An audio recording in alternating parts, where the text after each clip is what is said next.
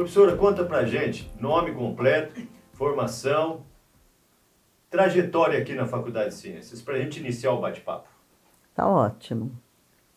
Eu sou a Lídia Savastano Ribeiro Ruiz, nascida em Bauru mesmo, hoje com 80 anos. A maioria deles dedicado a essa escola. Na verdade, eu fiz primeiro e segundo graus aqui em Bauru, sempre em escola pública. E aí eu fui para São Paulo fazer faculdade lá de matemática, porque na época não existia isso aqui em Bauru. Estudei lá na Faculdade de Filosofia, Ciências e Letras da USP e depois vim para Bauru. Isso no final de 72. Vindo para Bauru, resolvi fazer o último ano de licenciatura em Física na escola aqui, que era a Fundação Educacional de Bauru. Concluí o último ano de Física, obtendo então os títulos de licenciada em Matemática e Física. Já no ano seguinte, março de 74, fui então contratada por essa unidade, então na época Fundação Educacional de Bauru, para o departamento de Física. Então aqui nessa escola só trabalhei com a Física. Antigamente a Fundação só contratava os melhores alunos, é verdade? É assim, eu era bem, ainda sou, dessas que é bem crente no que está fazendo, então sempre eu dei o meu melhor, ou procurei dar o meu melhor, então eu era uma das boas alunas e queria sempre ser a melhor. E através do estudo, na verdade, através do estudo é que eu consegui a minha trajetória. Como é que foi ingressar no departamento de Física, onde o curso era relativamente novo aqui para a região de Bauru? Então, o João, não era tão novo assim, porque... De 69 para 74, né? Isso, mas, por exemplo, os profissionais que estavam lá, todos procuravam também dar o seu melhor, então a gente buscava capacitação em toda hora, tudo que era possível a gente corria atrás, mas nem sempre era uma vitória que a gente conseguia, porque nós dávamos muitas aulas, éramos em pouquíssimos professores, até a gente nem tinha licença, nem folga, nem para estudar, nem para corrigir prova, nada. Era um tempo integral, mas era um tempo integral direto pro aluno, direto na escola. Só para ter uma ideia, eu dava 27 aulas por semana. E, em geral, eram 4, 5 disciplinas. Então, ficava inviável você se afastar para estudar. Ou para fazer pesquisa? Não, fazer pesquisa na época não fazíamos. Era ensino e extensão? Era ensino e extensão. Extensão fazíamos bastante. Como é que era a extensão na Faculdade de Ciências? Então, eu trabalhei em diversas áreas na Faculdade de Ciências. O meu foco era licenciatura. Aí eu abrangia a licenciatura de matemática e de física. Tanto que as disciplinas de física no curso de matemática e no curso de ciências biológicas, todas elas era só eu que ministrava. As disciplinas teóricas, não as de laboratório. Então, qual era o meu foco? O meu foco era o aluno e torná-lo um bom professor. E para isso, aí eu já vou adiantando alguma coisa. Para isso eu dava aula, por exemplo, na licenciatura de matemática, de ciências biológicas e de física. E o meu aluno não tinha nem ideia de como era ser um professor da rede pública. O foco também era só a rede pública. Então, o que eu fiz? Quando eu digo eu, claro que nós tínhamos um anteparo de outras pessoas, não quer dizer que fui só eu. A gente ia até São Paulo, inclusive com o Dr. Cavaucci, e a gente ia na Secretaria de Estado da Educação. E lá na SEMP, que na época chamava SEMP, não sei como chama hoje, a gente procurava fazer projetos voltados para as licenciaturas. Então, participei em todos eles, em todos. A maioria deles como coordenadora geral. Então, nós dávamos cursos para professor, que na época era chamava PEB 1 e PEB 3, que era assim, ou para o que eles chamavam também na época, escola padrão. Como é que eram esses cursos? Dá assim um exemplo, professora. Então, como é que era a capacitação? A capacitação era assim. Inicialmente, nós não produzíamos material didático quando começamos. Simplesmente a gente ia nas escolas e ministrava lá cursos para esses professores. E nós íamos direto nas escolas da rede pública de Bauru. Primeiro começou só com Bauru. Depois foi se estendendo para a delegacia de ensino. Então a gente ia para todas as escolas das delegacias de ensino, ministrar cursos e ensinar aos professores de lá como ter uma melhor didática, qual era a melhor estratégia para ele atingir tal assunto. Aí depois, o que a gente começou a ver? Começou a ver que o material didático deles era difícil para esse professor atingir o que a gente queria. Então, nós começamos a produzir o próprio material didático. Então, tinha uma comissão grande da área de matemática, de física e de ciências biológicas, e a gente produziu todo o material didático, numa coisa que era chamada, aí eu não lembro a data, mas você tem aí, a gente chamava de PEC, Programa de Educação Continuada. Eu acho que foi 1980. De 80 para frente. Então, a gente produziu apostilas, que vinha a verba do Fundeb e vinha a verba também da Secretaria da Educação. Mas não era uma verba suficiente para se fazer livro. Então, nós produzimos tipo apostila, tá? Por sinal, eu tenho muitas delas em casa. Tudo com recurso da Faculdade de Ciências. Então, parte da Faculdade de Ciências, parte do Fundeb e parte da Secretaria de Educação. Imprimia tudo em Bauru mesmo. Então, esse grupo sentava direto, eu vou dizer, nós éramos assim, todos da equipe muito dedicados, então produzíamos todo esse material dessas áreas todas e... Ela quer saber quem são os membros da equipe, quem eram os membros da equipe. A senhora lembra de algum? Lembro, mas não sei te dizer todos, tá? Eu era a coordenadora da área de física, e aí da área... Não lembro da área de matemática quem que era. Aí eu sentava muito com a Sônia Ruiz, a turma do Departamento de Educação também, a Maria da Glória Minguili, a Sônia Ruiz, a Ana Maria Daibem. Eu não preguei esse... Mas eu tenho as portarias, tá? Eu não lembro exatamente os outros...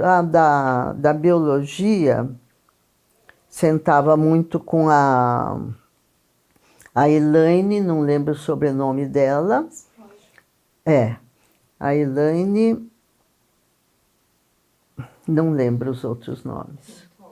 Mas eu tenho as portarias, que eu era a coordenadora. E qual era a frequência desses cursos? Eram por semestre, Então, trimestre?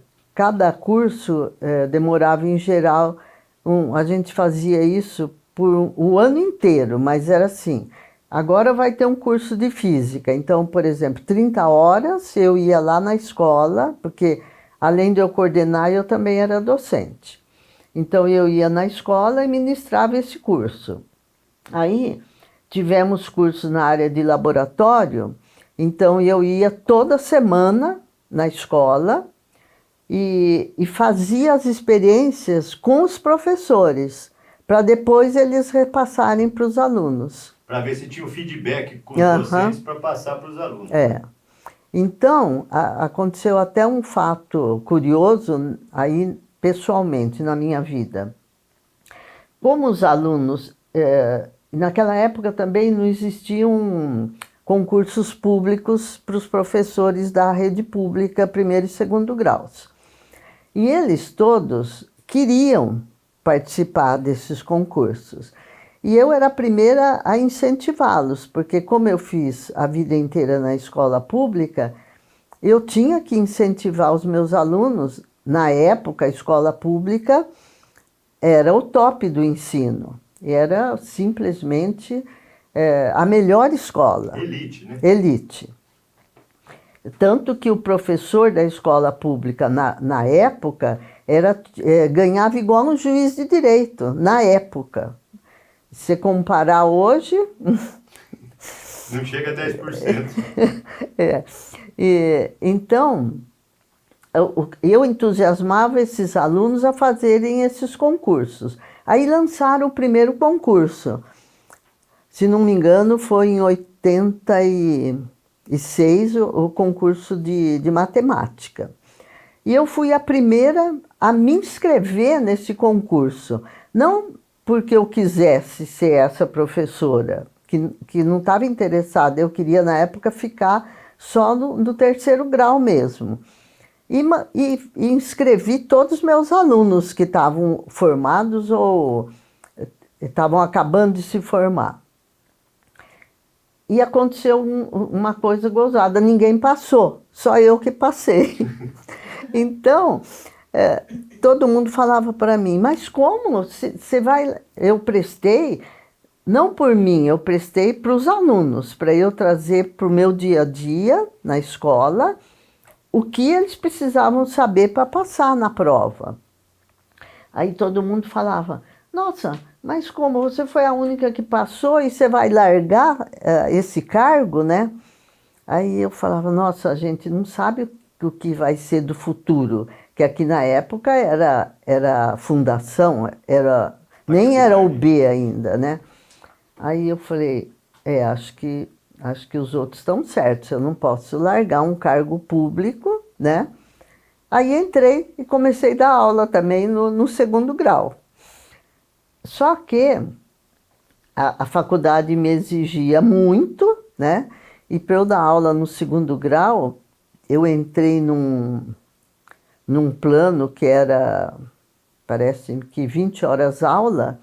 Então eu dava 40 na fundação e 20 na rede pública. Ou seja, trabalhava manhã, tarde e noite. Manhã, tarde e noite, os 3 períodos. Até sábado. Até no sábado. Até sábado de manhã até meio-dia. E foi nesse período que a senhora foi ser a primeira mulher diretora da Faculdade de Ciências? Foi. Então, aconteceu assim. Então eu entrei e tentei continuar na rede pública, que foi uma coisa muito boa também para primeiro e segundo graus, porque aí eu via a realidade dos alunos de lá e trazia para os alunos de cá, para eles se tornarem acessíveis a lá. Então, eu fiquei acho que até 86, eu acho. Eu entrei como... Aí eu fui eleita diretora da Faculdade de Ciências.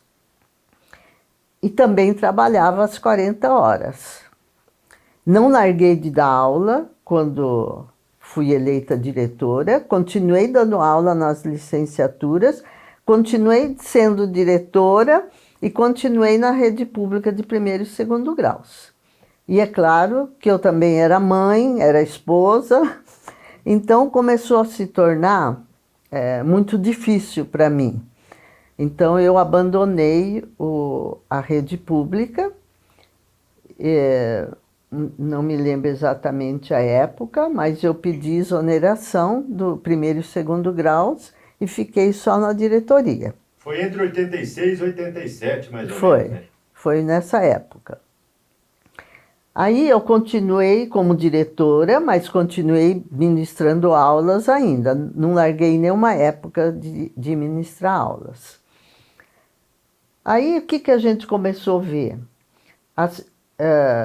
Se eu estiver indo muito rápido... Não, está indo bem. Tá. Aí a gente começou a ver que a faculdade era uma entidade, ganhava verbas da prefeitura na época, só que essa verba era assim, 0,00% do orçamento da... Então, os alunos mantinham, no caso, a FEB, e nós não tínhamos condições de dar, por exemplo, menos aula para o professor, para que ele... as extensões a gente continuava, a duras penas, mas a gente continuava. Mas a pesquisa nós não tínhamos condições de fazer e nem a capacitação para se tornar mestre, doutor, como era a intenção. E como é que a senhora conciliava as aulas com a direção? Porque a direção da faculdade também exigia muito tempo. Exigia. Então, eu dava preferencialmente aulas à noite, na matemática e a física eram noturnas, era o meu carro-chefe. Poucas vezes na minha vida eu dei aula para engenharia, e tinha tecnologia também, e tinha a faculdade de artes, que também tinha curso na área de física. Eu pegava essas disciplinas, mas muito pouco. O meu foco era à noite, então eu ficava manhã e tarde na diretoria, e à noite eu dava aula na licenciatura. Conta pra gente como é que era administrar uma faculdade que não tinha os recursos de hoje, não tinha tecnologia, não tinha computador do jeito que tem hoje. Como é que essa dificuldade em termos de administrar, de arrumar recurso, de alocar docente? Conta pra gente esse período que a senhora viveu. Era assim, um período, na verdade a minha diretoria inteira sempre foi assim, tumultuosa, nunca foi calma. Por quê? Porque na minha gestão começou com FEB, passou para UB e passou para Unesp. Tudo na minha gestão. Então, os alunos eram super exaltados, porque eles queriam que fosse de graça, e não tinha condições de ser na época da FEB. Eles queriam tudo que um aluno de escola pública universitária tivesse, e nós não tínhamos nada, não tínhamos nada. O departamento, para ter uma ideia, era uma sala cubícula, onde ficavam todos os professores na mesma sala. Uma sala do tamanho dessa, e todos os professores do departamento ficavam nessa sala. Quantos eram? Não me lembro. Na época, eu acho que éramos só em 7, eu acho, na física. Dá até para a gente contar. Quando eu entrei, a Neuza, que ainda está hoje, né? A Iaco, que já faleceu, o Paulo, que já faleceu, o Xavier, eu e o Vili. Não, e a Valquíria, nós éramos em 7, tá? E nós 7 tínhamos que dar conta de todas as disciplinas, de todos os cursos, tanto as teóricas quanto as experimentais. E tinha aula, o departamento de física tinha aula em todas as unidades, tanto na artes, quanto na engenharia, na tecnologia e nas ciências. A senhora tem um fato curioso, que foi quando a Universidade de Bauru alugou um ônibus para ir no Palácio dos Bandeirantes fazer a assinatura da intenção de virar o Unesp aqui. E a senhora foi de carro com o Agnelli e o... Realmente, um fato... Conta pra gente. Então, na época, quando os alunos começaram a querer que virasse universidade pública, e os professores também queriam, porque estavam vendo que não dava mais para continuar sendo mantido por uma prefeitura e o total que os alunos pagavam, não dava. Não dava para você fazer nada. E então, o que nós falamos? Nossa, nós temos um campus, porque nessa época que eu estou falando, nós já tínhamos mudado para cá, nós começamos na Vila Falcão, e já tínhamos mudado para cá. Aí, aqui a gente vinha por terra, não tinha nem lugar para vir em estrada asfaltada. E aí nós pensamos assim, um grupo, eu não lembro de quantos esse grupo, mas de diversas áreas. Por que nós não fazemos um projeto para isso aqui virar uma universidade? Nós temos todos os cursos, temos os professores, os funcionários, que na época também eram poucos. Vamos fazer um projeto e tentar ser uma universidade. Começamos.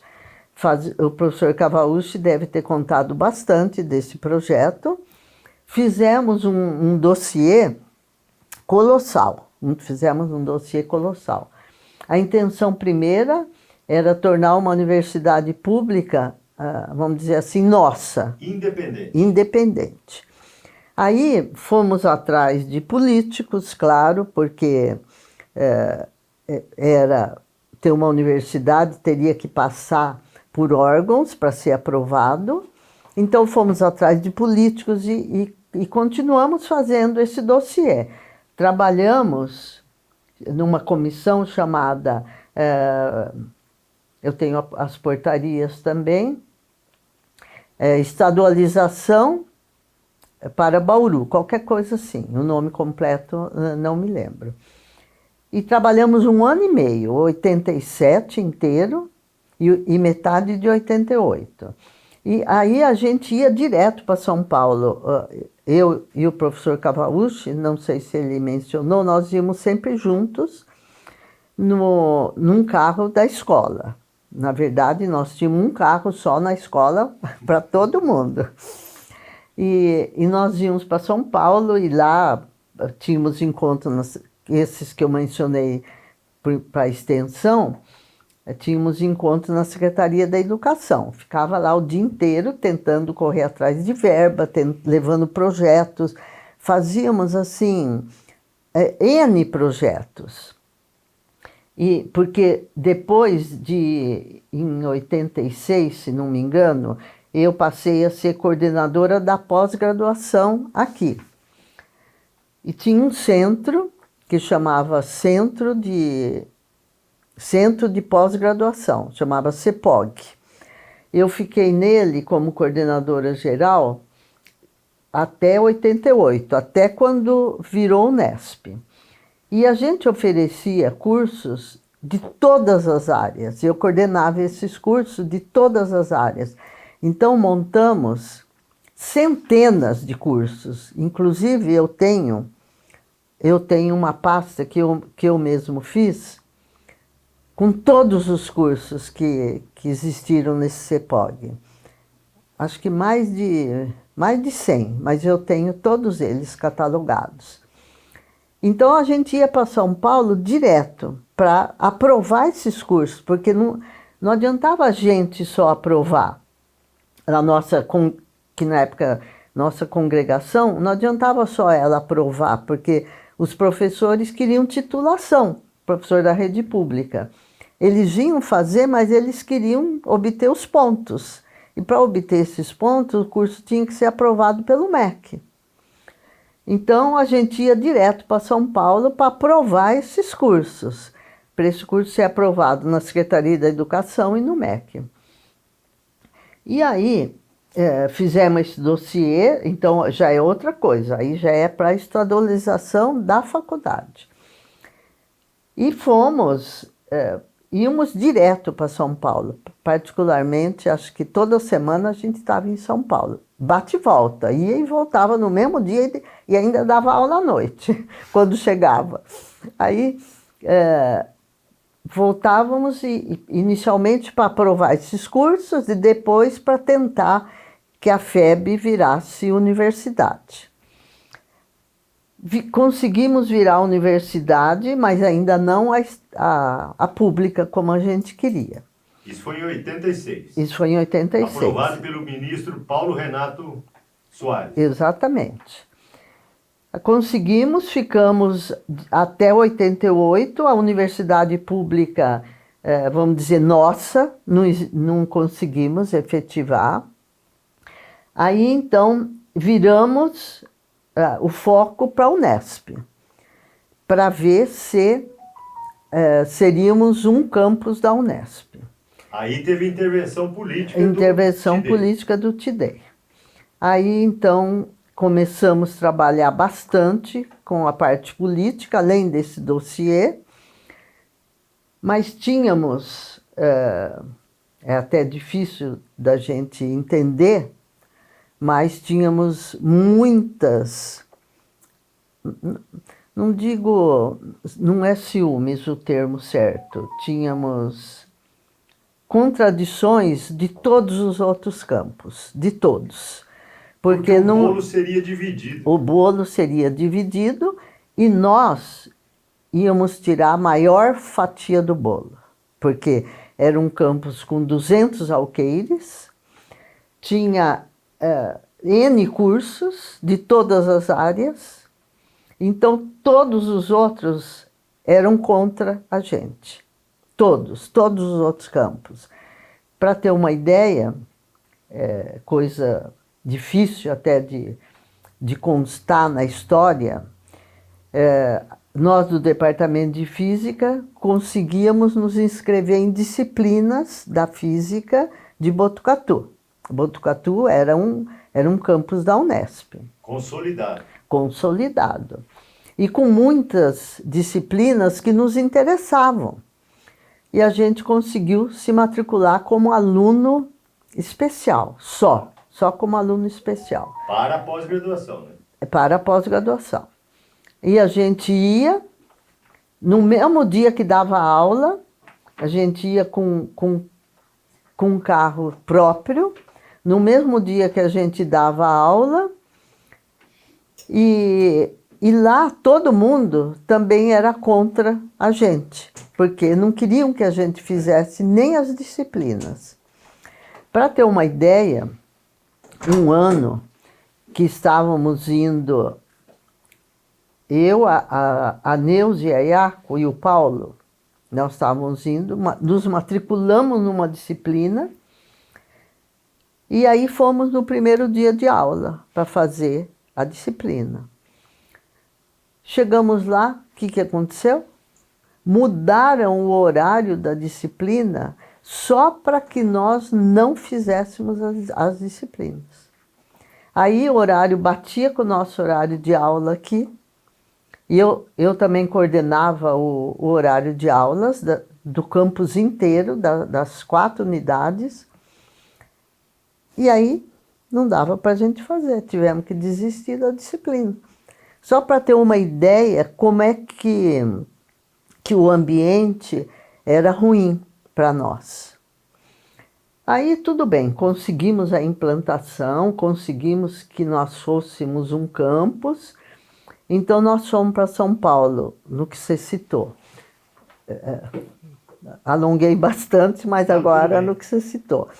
O professor Diniz guiando o carro, o professor Agnelli na frente, e eu e a esposa do professor Agnelli atrás. Fomos para São Paulo com o carro nosso, o carro do professor Diniz. Carro nosso e pagando a gasolina nossa.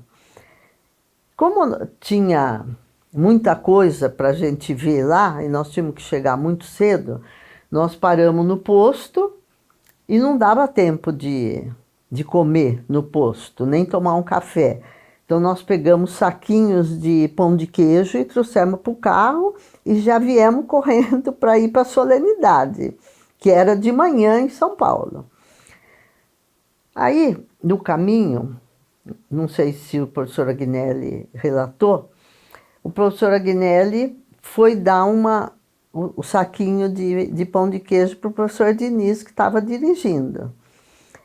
E nisso o professor Diniz virou na estrada e perdeu o equilíbrio, perdeu o roteiro do carro e o carro bateu naquele... Não é... Espécie de uma grade. Uma grade no meio. Ali, né?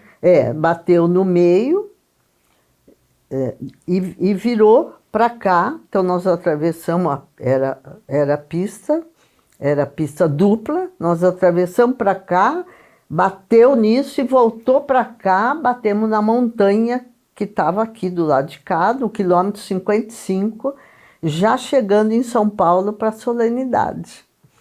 Claro que todo mundo desmaiou, né? Então, eu estava lá, eu lembro que eu desmaiei, não vi mais nada. Quando eu acordei, eu já estava num carro, que eu não sabia quem que era, numa Kombi, estava só eu nessa Kombi, o Diniz, o Agnelli e a Maria Helena não estava, eu estava sozinha. Aí eu acordei, eles falaram, não, a senhora sofreu um acidente, não sei o quê, não sei o quê. Aí me deram a minha bolsa, que tinha voado em cima dessa montanha, não sei nem como que pegaram. Aí nós fomos para o hospital, tal, e aí nenhum de nós que tinha feito todo esse trabalho, que eram os coordenadores desse projeto, não, o professor Cavalucci foi, ele estava no outro carro. Nenhum de nós pôde ir. Nós ficamos no hospital Mas não sofreram sequela, nem nada grave, né, professor? Então, graças a Deus, eu quebrei o nariz e quebrei a última vértebra da coluna. Mas, graças a Deus, ficamos bem, só não vimos nada do que nós tínhamos feito. Perfeito. Para a Faculdade de Ciências, vocês foram enquadrados como TED, técnico especializado em docência. Aí que vocês começaram a realizar titulação e a contratação de muito mais professores. Conta pra gente. Então, continuou uma época péssima, né, para nós, principalmente para mim, que eu achava assim que a gente tinha dado a vida pela escola, né, e a gente foi rebaixado para esse tal de TED, que você falava em qualquer campus da Unesp que se era TED, era aquele coitadinho, que era o que dava aula. Achávamos que nós não tínhamos competência nenhuma. Não era nem dedicação exclusiva, né? Não. Era o coitado mesmo. Então, eu fui a primeira a me inconformar e a me revoltar contra esse título. Eu falei, não admito que... Eu fazia pós em São Carlos na época. A gente chegava lá e você era o TED. Você era o TED. Você não era igual aos outros professores que estavam lá se titulando. Você era o TED. Eu falei, eu não vou ser esse TED de jeito nenhum. Eu não me concebo ser rebaixada nesse nível. Então eu falei, eu vou ser a primeira professora que eu vou sair desse TED. Então, eu me esforcei ao máximo, não querendo levar essa glória, não é isso, eu estou enaltecendo assim. Como foi ruim essa época. Para sair do TED tinha que ter mestrado e doutorado ou só mestrado? Só mestrado. Então, eu acabei o meu mestrado, fui a primeira da Faculdade de Ciência a acabar o mestrado, a duras penas, porque a gente continuou dando N aulas, continuou tudo, eu continuei ministrando todas as disciplinas, mas me tornei TED, pedi demissão do meu cargo, que tinha que pedir demissão, eu pedi demissão do meu cargo, sendo que eu estava aqui desde 74, Isso acho que foi em 92, eu acho. 92 foi quando a senhora fez o concurso para se efetivar. Então, para fazer esse concurso, eu tinha que pedir demissão do cargo. E concorrer com todos os outros que vinham de fora. E eu era a tal da TED, certo? Corria-se o risco de ficar desempregado. Corria o risco de, depois desses anos todos, ficar na rua. Mas eu fiz isso e, graças a Deus, Deus também estava comigo. Eu passei em primeiro lugar no concurso. Só tinha uma vaga, certo? Eu passei em primeiro lugar e continuei na escola. E nessa fase, os seus colegas começaram também a se titular e prestar concurso, né, professor? Então, aí todo mundo começou a ver que era o que tínhamos que fazer. Não, do departamento de física, todo mundo já estava se organizando. Também não era só eu que não queria ser TED, era um pensamento geral. Apesar de que teve muita gente que achou que não tinha condições de fazer, de se arriscar, vamos dizer, e continuou sendo TED até, não TED, mas depois reajustado, mas não se titulou. Professora, nós vemos que a trajetória da senhora foi consagrada de êxito, né? Graças a Deus. Graças a Deus. 55 anos da Faculdade de Ciência, a gente gostaria que a senhora deixasse uma mensagem para nós, com a sua experiência, com a sua vivência, com tudo que a senhora trouxe de benefício para essa unidade. Qual que é a mensagem que a senhora deixa para nós?